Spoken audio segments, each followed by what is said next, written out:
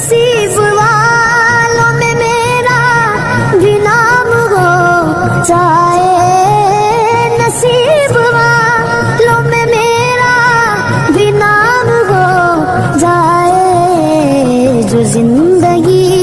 आदाब नाजरीन, मैं मोहम्मद आजम RH9 न्यूज में आपका खैर मकदम है। भारत जोड़ो पदयात्रा को लेकर राहुल गांधी हैदराबाद आने वाले हैं, जिसको लेकर कांग्रेस पार्टी के सीनियर लीडर वहीद बेग मकबूल साहब, general secretary office incharge Sangareddy district और Shiraz Amina Khan TPCC senior Congress leader ने हमारे नुमाइंदे अजीज जावेद से बातचीत की और उन्होंने क्या कहा, आइए देखते हैं हमारे नुमाइंदे अजीज जावेद की ये खबर। आदाब नाजरीन, मैं अजीज जावेद, RH9 न्यूज में आप सभी का इस्तकबाल है। आज हमारे स्टूडियो में मौजूद है कांग्रेस कमेटी के सीनियर डायनेमिक लीडर आली जनाब वहीद बेग मकबूल साहब, general secretary office incharge Sangareddy district Congress committee, और साथ में जुड़े हुए हैं शिराज आमिना खान मोहतरमा, TPCC सीनियर कांग्रेस लीडर। आइए हम वहीद बेग साहब से बात करते हैं और उनके जर्नी के बारे में पूछते हैं। अस्सलाम वालेकुम वहीद साहब, आपका बहुत बहुत शुक्रिया, आप यहाँ पर तशरीफ लाए। तो आपकी जर्नी के बारे में हमारे नाजरीन को बताइए। अस्सलाम वालेकुम व रहमतुल्लाहि व बरकातहू। नाजरीन, मैं कांग्रेस सीनियर लीडर हूँ। 1986 में मैं कांग्रेस ज्वाइन हुआ हूँ और हमारे कने इंदिरा गांधी जी वहाँ से कांटेस्ट किए हैं। हम जब बहुत छोटे थे, उसके बाद उनके स्पिरिट पे हम कांग्रेस 87 में ज्वाइन होके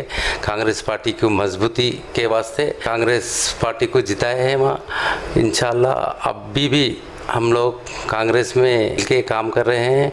मेरी जर्नी 87 से शुरू हुई। मंडल कांग्रेस कमेटी का मैं प्रेसिडेंट था, पटनचेरू मंडल कांग्रेस। उसके बाद ऑप्शन मेंबर बना 1890 में। 92 में यूथ कांग्रेस ज्वाइन किया। District youth Medak district youth Congress vice president था, सुरेश शेटकर साहब प्रेसिडेंट थे। उसके बाद 87 में बड़ी कांग्रेस में मैं प्रेसिडेंट दोनों बने। मैं जनरल सेक्रेटरी ऑफिस इंचार्ज और मैं 5 PCC प्रेसिडेंटों के इसमें काम किया हूँ। पहले रोशया साहब, उसके बाद अपने YS राजशेखर रेड्डी साहब की सदारत में, और उनके पादा यात्रा के वास्ते भी हम बहुत मेहनत करके 2004 में कांग्रेस पार्टी को लेकर आए हैं। उसके बाद हम 2004 में फिर 2009 में भी कांग्रेस को लेके आए। इंशाल्लाह हमारे को कांग्रेस पार्टी हमारे को अच्छा पोजीशन YS राजशेखर रेड्डी साहब दिए थे मेरे को। 2007 में MLC जो नए आए थे उसमें मेरे को रिकमेंड भी करे। वो पॉलिटिकली हमारे पार्टी के उसमें मेरे को हासिल नहीं हुआ। अल्लाह ताला मेरे को नवाजा।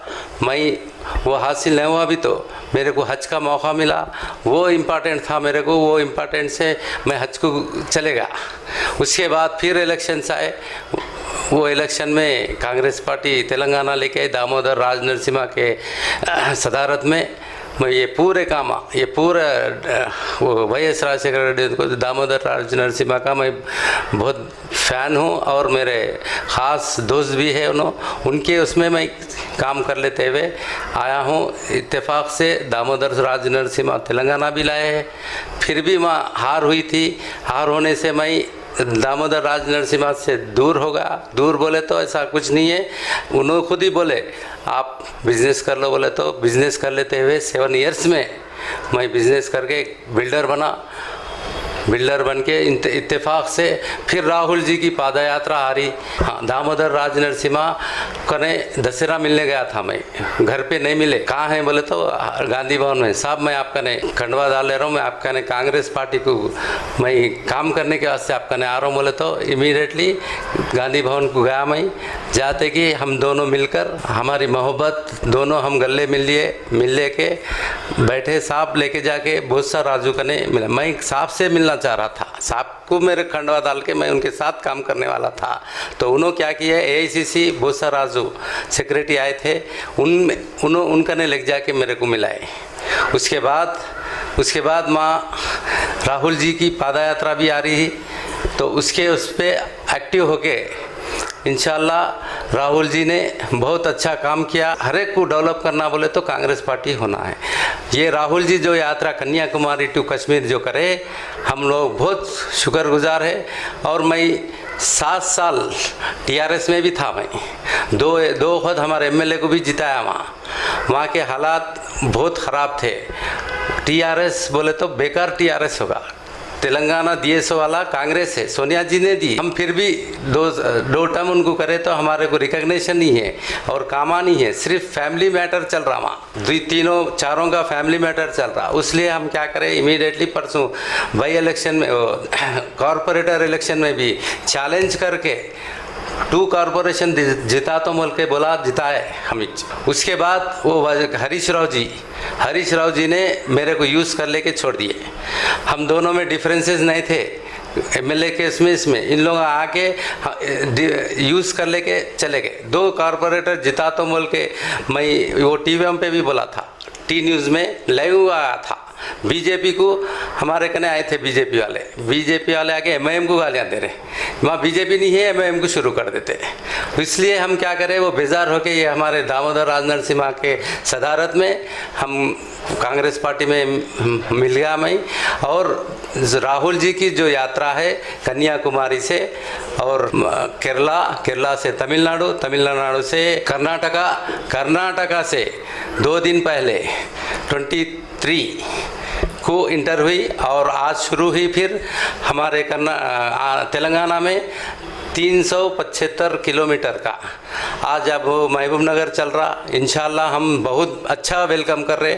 हमारा वेलकम बेगम बाजार न्यू सिटी से लेके नामपल्ली तक हम बहुत अच्छे, गांधी भवन से अच्छा सेक्रेटरीट तक हम जिम्मेदारी लेके काम कर रहे।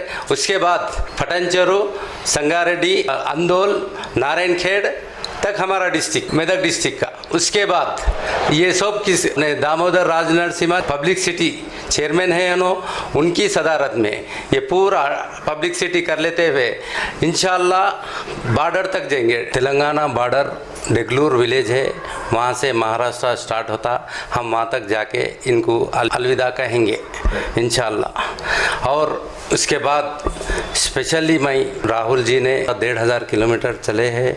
उसके बाद राहुल जी का मेमोरेबल लेआउट लगा रहे गांधी भवन में, वो हमेशा का यादगार रहती। वहाँ से पटनचेरू में लगाएंगे इंशाल्लाह। हमारे 10 कॉन्स्टिट्यूंसी है मेदक जिला के, हर एक कॉन्स्टिट्यूंसी को उनको इनवाइट कर रहे, उस जगह वो मेमोरेबल लगा रहे हम। और इंशाल्लाह हमारी कमेटी दामोदर साहब की सदारत में इंशाल्लाह कश्मीर तक वो लगा लेते जाएंगे। मेरे तरफ से, बिल्डर के तरफ से वो काम कर रहा हूँ मैं, वो वेबसाइट भी डाल रहा हूँ। उसके अंदर हमारे कम से कम यहाँ 10 डिस्ट्रिक्ट, इसके बाद निज़ामाबाद का है, निज़ामाबाद में भी एक 10 है, वो भी हम तैयार करके वहाँ लगा दे के उनका मेमोरेबल 3,000 किलोमीटर तक तो 1,500 होगा और 1,500 तक इंशाल्लाह आप लोगों की दुआ से वो करके काम करके बताएंगे इंशाल्लाह। और आवाम से गुजारिश है कि इस पादयात्रा को ज़्यादा से ज़्यादा लोग आके कामयाब कीजिए, क्योंकि अपने देश के हालात बहुत खराब है। ये बीजेपी की हुकूमत क्या कर रही क्या नहीं सो हर एक को मालूम होगा। इसलिए ये जो सेक्युलर पार्टी है, सब लोग को लेके चलने वाली पार्टी है और 70 साल से जो कामा कर लेते हैं पार्टी है। ये बीजेपी पार्टी 10 साल में क्या करी? बीजेपी पार्टी बोलती कि 70 साल में कांग्रेस क्या की। इंशाल्लाह हम चैलेंज करके बोलते हैं बीजेपी इंडिया लेवल में नहीं जा रहा, मैं तेलंगाना लेवल में, ओनली हमारा मेदक डिस्ट्रिक्ट के लेवल में जा रहा। हमारे कने BHL है, ODF है, BDL है, आलवेन है। ये इंडस्ट्रियल एरिया पूरा कांग्रेस की हुकूमत में हुआ। ये बीजेपी आके हुकूमत में एक इंडस्ट्री बताओ बोलो, देखेंगे इंशाल्लाह। इसलिए हम अपील कर रहे हैं पब्लिक को, ज्यादा से ज्यादा लोग आके समझ के कांग्रेस पार्टी को और इनके पाद यात्रा को आके देखकर कामयाब कीजिए इंशाल्लाह। हम लोग न्यू सिटी बेगम बाजार से स्टार्ट कर रहे हैं। उसके इंचार्ज हमारे आमिना खान हैं, उनको इंचार्ज बनाए हैं दामोदर राजनरसिम्हा साहब। वहाँ से हम इनवाइट करेंगे। वहाँ बेगम बाजार में छोटे छोटे व्यापारी है, छोटे छोटे बच्चे भी है, व्यापार करने वाले, उन लोगों को कुछ फैसिलिटीज वगैरह नहीं है, वो भी हम रिप्रेजेंटेशन देंगे इंशाल्लाह आमिना खान के सदारत में। वहाँ से उन्होंने इन्वाइट करते, उसके बाद गांधी भवन आते, गांधी भवन में काम करके आगे बढ़ते। ये काम को आप लोग ज्यादा से ज्यादा लोग के आके कामयाब करिए। सलाम और जय हिंद साथियों, मैं Shiraz Khan Telangana Pradesh Congress committee state vice chairman रह चुकी हूँ मैं। और मेरी जर्नी जो कांग्रेस पार्टी से शुरू होती है 2012 में, उसके बाद आज पूरे 2022 यानी कि 10 सालों की मेरा ये सफर कांग्रेस का मैं अब तमाम से शेयर करना चाहती हूँ। कांग्रेस पार्टी बहुत बड़ा समंदर है, 130 से 35 साल पुरानी पार्टी है। हर कोई जब कांग्रेसी बन जाता है तो यकीनन उसके मुकद्दर में बहुत सारी सियासी एतबार से स्ट्रगल, हर्डल्स, बहुत सारी रुकावटें आती हैं। कहीं ना कहीं लोग छूट जाते हैं, फिर दोबारा जुड़ते हैं, और कहीं ना कहीं ऐसे कांग्रेस में बहुत सारे लोग हैं, कभी ना कभी कोई आपका हाथ ज़रूर थाम लेता है। आपकी मेहनत और आपकी नीयत के एतबार से आप कांग्रेस पार्टी में ज़रूर रंग लाते हैं। इसी उम्मीद के साथ आज 10 सालों से सफ़र में स्ट्रगल करते करते आज अल्हम्दुलिल्लाह दामोदर राज नरसिम्हा जी जो कि पब्लिसिटी चेयरमैन है, आज भारत जोड़ो यात्रा के तेलंगाना से उन्हीं के साथ जो जुड़े हुए हैं, वहीद बेग साहब, मकबूल साहब भी इनको कहा जाता है, तो काफ़ी डायनामिक है और लोगों की इस हद तक मदद करते हैं कि मेरे पास अल्फाज नहीं है बोलने के लिए। उसी असना में हाल ही में बिल्कुल 24 घंटे भी नहीं गुजरे हैं, आपसे मेरी मुलाकात होती है और आप तमाम 5-10 मिनट की गुफ्तगू के दौरान आप मुझसे एक बेहतरीन कांग्रेसी एतबार से रिश्ता कायम करते हैं। आप इनवाइट करते हैं कि लेट अस मूव अहेड।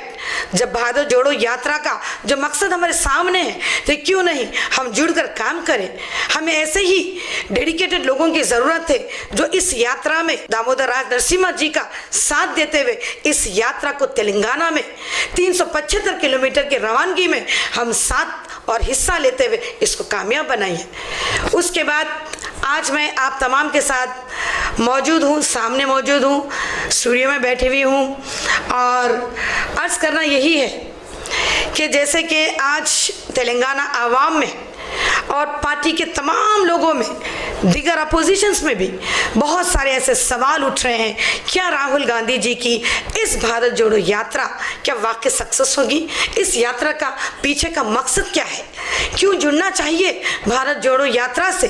तो इसके लिए मैं अपना एक्सपीरियंस, अपनी जद्दोजहद, अपना डेडिकेशन और राहुल गांधी जी के मैसेज को आपके सामने रखना चाहती हूँ।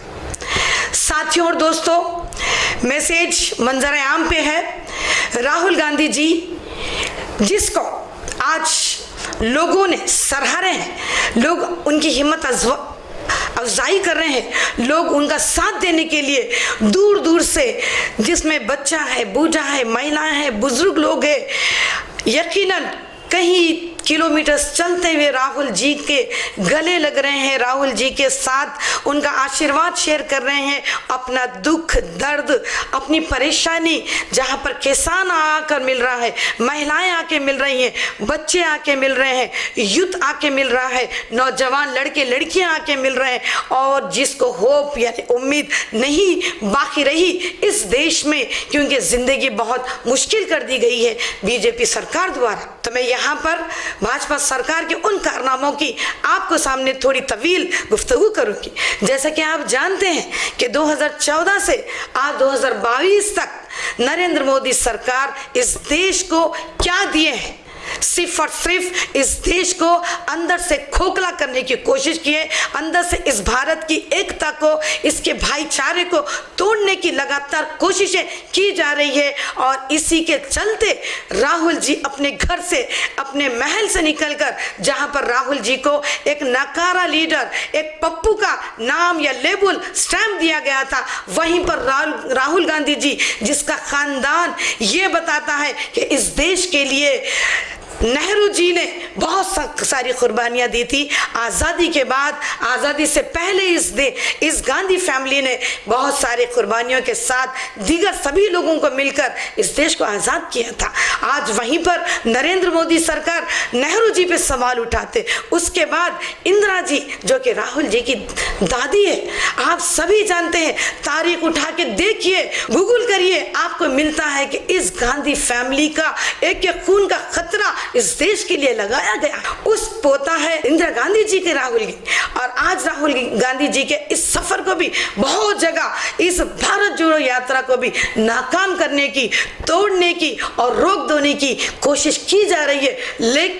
लेकिन भगवान, अल्लाह, जीसस, कोई भी हो, आज राहुल गांधी जी अवाम के साथ मिलकर बहुत बड़ी शक्ति, बहुत बड़ा एक हिम्मत, ताकत बन चुकी है। और मैं समझती हूँ कि इस भारत जोड़ो यात्रा को कोई नहीं रोक सकता और किसी में इतनी हिम्मत भी नहीं है। कहीं ना कहीं आप देख रहे हैं कि राहुल गांधी जी 40 से 45 हजार की टी शर्ट पहनते तो उससे सवाल उठता है। जहां पर एक मर्तबा का बयान है पीएम नरेंद्र मोदी जी का कि वो चाय बेचते थे, एक चाय बेचने वाला 10 लाख का सूट पहनता है तो उसके ऊपर इस देश की जनता सवाल नहीं करती। तो ये सवाल सिर्फ भाजपा सरकार और उसके अंधभक्त जो नहीं चाहते हैं कि कांग्रेस लीड ले या कांग्रेस सरकार दोबारा सत्ता में आए और लोगों का भला करे, इस देश का भला करे। आज आप क्या देख रहे हैं कि नफरत की सियासत और जहर घोला जा रहा है। हिंदू मुसलमान के भाईचारे को, इस देश के फैब्रिक को, इस देश की नींव को हिलाया गया है। इसी के चलते राहुल गांधी जी ने यह तय किया है कि कन्याकुमारी से लेकर कश्मीर तक 3575 किलोमीटर वो अकेले चलेंगे। महलों की खुशहाली, महलों की आरामी छोड़कर आज आप बरसात में, धूप में, तकलीफ में, गर्मी में, यानी कि तूफान भी आ रहा है तो राहुल गांधी जी आंधी की तरह लोगों के बीच चलते हैं और उनके परेशानियों से बात करते हैं। युवाओं के बेरोजगारी का सवाल है, जहां पर मोदी जी ने 2 करोड़ हर साल नौकरियां देने का वादा किया था, उस सवाल को लेकर नौजवानों को आज राहुल गांधी जी बाहर है भारत जोड़ो यात्रा में। आज महिला सुरक्षा नहीं है, आज मासूम लड़कियों के साथ, औरतों के साथ किस कदर आज वाहियत दरिंदगी बढ़ती जा रही है। मैं एक वाक़या यहाँ पर पेश करना चाहूंगी कि जहां पर हाल ही में आपने देखा है कि 15 से 20 दिन पहले कि गुजरात रियोट में एक मुस्लिम महिला के बलात्कारियों को आप तिलक लगाकर उसको छोड़ देते हैं, तो ये कैसा इंसाफ है। उस महिलाओं के इंसाफ के लिए, उस महिलाओं की बहू बेटी बच्चियों के लिए, रक्षा के लिए आज राहुल गांधी जी बाहर निकले हैं। तो मैं समझती हूँ कि देश की हर बेटी, बहू, माँ राहुल गांधी के साथ कदम पे कदम चले, क्योंकि ये देश हमारा है, हमें इसे बचाना चाहिए। आरएसएस और भाजपा की जो सोच है, फासिज्म, हिंसा कराती है, दंगे कराती है, भाई हिंदू और मुसलमान के बीच झगड़ा करवाती है, ये सारी चीजों को नजर में रखते हुए राहुल गांधी जी आज देश को जोड़ने के सफर पे है। ये देश यकीनन जुड़ने वाला है, क्योंकि आज गोदी मीडिया राहुल गांधी जी की जितनी भी अगर मेहनत को अगर हम देखें तो कोई मीडिया नहीं दिखा रहा है। इससे साफ जाहिर होता है कि मोदी सरकार इस मीडिया को, नेशनल मीडिया को खरीद चुकी है। इसीलिए सोशल मीडिया का मैं धन्यवाद भी करना चाहती हूँ कि राहुल गांधी जी की जो यात्रा है, बहुत सारे, ढेरों सारे उनके कारनामे, उनकी तकलीफ, कई मजहबों के लोग उनको मिल रहे हैं। सिर्फ राहुल गांधी जी कांग्रेस यात्रा नहीं है, ये भारत को जोड़ने की यात्रा है, क्योंकि भारत को अंदर से तोड़ दिया गया है। बहुत तकलीफ के साथ उन्होंने आरामी को छोड़कर आज उन्होंने चैलेंज किया है मोदी और उनके मिनिस्टर्स को लेकर, उनकी सरकार को लेकर कि देश अगर चलेगा तो कॉन्स्टिट्यूशन के तहत चलेगा, क्योंकि मनमानी नहीं चलेगी, तानाशाही नहीं चलेगी।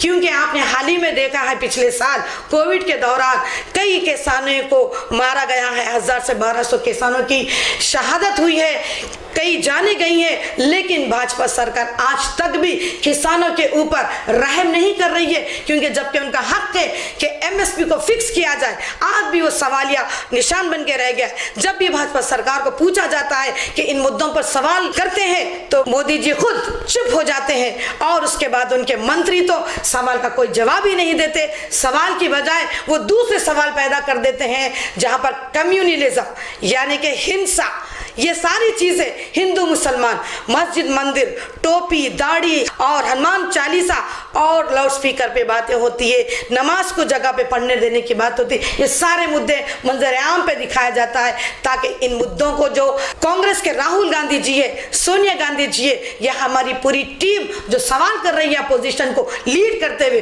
उसको कहीं ना कहीं धुंधला करने की कोशिश करते हैं। तो इसीलिए भारत जोड़ो का मतलब और मंशा भी यही है, क्योंकि वो तमाम सवाल है मैं आपके सामने एक बार रखना चाहती हूँ। सबसे पहले मोदी जी ने जब भी सत्ता संभाली थी, पहला उन्होंने हमला किया था नोटबंदी। आज सवाल, आज गरीब के घर में खाने को खाना नहीं है, एक वक्त की रोटी मुश्किल हो गई है, तो ये कैसा प्रधानमंत्री है जो अपने ही राज्य में, अपने ही देश में गुर्बत के ऊपर तवज्जो नहीं देता है। आज लाखों करोड़ों रोजगार जा चुके हैं, तकरीबन मेरी नॉलेज में 60 से 65 लाख नौकरियां सरकारी खत्म हो चुकी है। महज महज मोदी जी के झूठे वादे के लिए। और ये लड़ाई ये भी कहती है कि सवाल ये होता है कि झूठ की राजनीति चल रही है, नफरत की राजनीति चल रही है। इस झूठ के पर्दाफाश के लिए राहुल गांधी जी भारत जोड़ो यात्रा से सभी लोगों को अपील कर रहे हैं। ये मामूली चीज नहीं है। कन्याकुमारी से लेकर कश्मीर तक जिस खानदान ने कभी रास्तों पे नहीं चला था, आज राहुल गांधी जी इस देश के हर नागरिक की उस फंडामेंटल राइट को बचाने के लिए आज रास्ते पे उतरे हैं। हमसे जुड़कर मिलकर इस देश को आजाद हिंदुस्तान बरकरार रखने के लिए आज ये यात्रा को आज चलते जा रहे हैं। तो मैं शिराज खान, कहने को तो बहुत कुछ है, लेकिन मैं सभी से एक सवाल करूंगी कि इस यात्रा से बच्चा, बूढ़ा, महिला, युवा, बेरोजगार लोग, सारे लोग जुड़ जाइए। मैं युवाओं से, लड़की और लड़कियों से जो कॉलेजेस में हैं, जो डिग्रीज कर चुके हैं, जो बेरोजगार हैं, हाथ में डिग्री है लेकिन नौकरी नहीं है, तो प्लीज आप लोग बाहर आइए और राहुल गांधी जी के साथ को कदम पे कदम चलते हुए मजबूत कीजिए, ताकि ये आप तमाम की आवाज है। भारत जोड़ो यात्रा महज कांग्रेस पार्टी की नहीं है, बल्कि यकीनन भारत को जोड़ने की यह बात हो रही है, क्योंकि ये देश हमारा सबका देश है, क्योंकि हम भारतवासी है, ये देश हमारा। जय हिंद, इनकलाब जिंदाबाद। लास्टली आखिर में मैं इस यात्रा के एक अहम सेशन को मैं यहाँ पर बयान करूंगी, जहाँ पर मैं सबसे पहले शुक्रिया अदा करना चाहती हूँ दामोदर राज नरसिम्हा जी को, जो कि एक्स डिप्टी सीएम रह चुके हैं और राइट नाउ पब्लिसिटी चेयरमैन है। आपकी सदारत में मुझे मौका दिया गया है वहीद बेग साहब, मकबूल भाई के जरिए कि मुझे इस जिम्मेदारी का हिस्सा बने भारत जोड़ो यात्रा का। तो मैं यहाँ पर आगाह करना चाहती हूँ कि हमारी जो भारत जोड़ो यात्रा का जो जिम्मेदारी के तहत काम दिया गया है, वो बेगम बाज़ार के छोटे मोटे बिजनेस के लोगों के मसाइल को लेकर, स्मॉल बिजनेसेस को जिस तरीके से राहुल गांधी जी ने कहा था कि जीएसटी के जरिए तमाम बिजनेसेस तहस नहस हो चुके हैं, तो उन छोटे मोटे बिजनेस करने वालों लोगों से उनके साथ मिलकर एक रिप्रेजेंटेशन देने की बात हो रही है। राहुल गांधी जी से मिलकर ये तमाम स्मॉल बिजनेस इंडस्ट्रीज वाले मिलेंगे और साथ ही साथ इस यात्रा बेगम बाजार से शुरू होकर नामपल्ली से होते हुए जहां पर इख्तिताम होगा, यानी कि राहुल गांधी जी की अलविदा की बात होगी, तो महाराष्ट्र बॉर्डर देगलूर तक हम साथ देंगे और बहुत ही अच्छे पैमाने के साथ इसको अंजाम दिया जाएगा। जहां पर मैं लोगों को भी गुजारिश करूंगी कि बेगम बाजार से लेकर नामपल्ली से लेकर आगे तमाम कॉन्स्टिट्यूंसीज में लोग अपने अपने हलकों से निकलकर राहुल गांधी जी की इस यात्रा में जुड़ने की कोशिश कीजिएगा, क्योंकि फिर एक बार मैं भी जुमला दोहराऊंगी कि इस देश को सब मिलकर बचाना है। मैं शिराज खान, साथ में वहीद बेग साहब, RH9 न्यूज़ चैनल के चेयरमैन अब्दुल रशीद साहब का तहे दिल से शुक्रिया अदा करना चाहती हूँ। साथ में मेरे वहीद बेग साहब भी है, क्योंकि बहुत कम अरसे में ये लोग बहुत ज़्यादा तरक्की करे हैं, इनके बहुत कारनामे हैं, तो लिहाजा आप भी दुआ कीजिए कि ये बहुत तेज़ तरीके से तरक्की करे। और एक अपील मैं यहाँ पर पेश करती हूँ RH9 न्यूज़ चैनल के लिए, आपका सपोर्ट बहुत ज़रूरी है। आप जब भी इस न्यूज़ चैनल के वीडियोस को, लिंक्स को देखें तो प्लीज़ लाइक, शेयर, कमेंट और सब्सक्राइब ज़रूर कीजिएगा। तमाम को RH9 न्यूज़ चैनल चेयरमैन हमारे अब्दुल रशीद साहब और उनकी टीम का बहुत बहुत शुक्रिया अदा कर लेते हुए, ये मौका हमारे को जो दिए, उनके चैनल से चैनल देखने वाले और उनके लाइकर्स जो भी है, ये चैनल को लाइक कीजिए, आगे बढ़ाइए। दिनों में ये चैनल बहुत आगे बढ़ा और इंशाल्लाह हम सब मिलके उसको आगे बढ़ाएंगे। हर एक न्यूज़ पॉलिटिकल होंदो, दीनी होंदो, न्यूज़ उसको आगे बढ़ा के ये चैनल को, उनके टीम को भी बहुत बहुत शुक्रिया अदा कर लेता हूँ। RH9 का अल्लाह हाफिज। तो नाजरीन, मैं मोहम्मद आजम, इजाजत दीजिए और बने रहिए हम सब की आवाज़ RH9 न्यूज़ के साथ। चैनल को लाइक कीजिए, जितना हो सका ज़्यादा से ज़्यादा शेयर कीजिए और सब्सक्राइब करना ना भूलें। खुदा हाफिज।